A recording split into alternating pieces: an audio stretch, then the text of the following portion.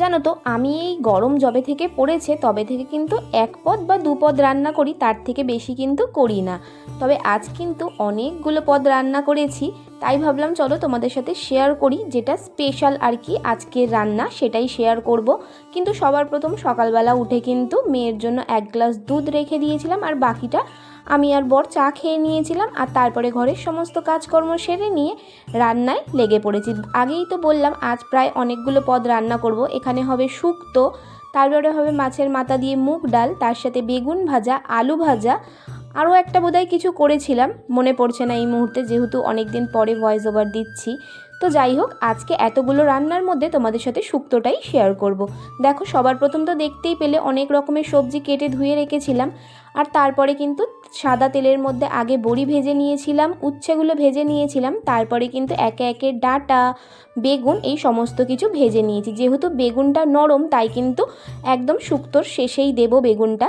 তারপরে দেখো, সাদা তেলের মধ্যে ফোড়ন দিলাম, তেজপাতা দিলাম, দিয়ে কিন্তু যেই সমস্ত সবজিগুলো আর কি ভেজে রাখিনি আলাদাভাবে, যেমন পেঁপে, রাঙা আলু, তারপরে তোমার বটবটি, এমনি আলু, কাঁচকলা, সমস্ত কিছু কিন্তু ভেজে নিয়েছিলাম। আর এইটা যখন ভাজা ভাজা হয়ে গেছিলো তারপরে কিন্তু একটা মশলা বেটে নিয়েছিলাম, সেটাই দিয়ে দেব। এই মশলার মধ্যে ছিল রাঁধুনি আর আদা আর সর্ষে পোস্ত বাটা। তো এটা দিয়ে নুন দিয়ে একটু নাড়াচাড়া করে নিয়ে তারপরে কিন্তু আমি দুধ দিয়ে দিয়েছিলাম এক বাটি পরিমাণে। আর তারপরে কিন্তু তার সাথে অল্প করে জলও দিয়েছিলাম। আমি যতটা ঝোল রাখবো শুক্তোতে সেই মতোই জল দিয়েছিলাম। আর তারপরে যখন সমস্ত কিছু ভালোভাবে ফুটে গেছিলো আর সবজিগুলো প্রায় সিদ্ধ হয়ে এসেছিলো অর্ধেক, তখন কিন্তু অল্প করে চিনি দিয়ে দিয়েছিলাম। আর দেখতেই পাচ্ছ এখানে কিন্তু টকবক করে আমার শুক্তো ফুটছে, আর এদিকে কিন্তু সমস্ত সবজিও সিদ্ধ হয়ে গেছে।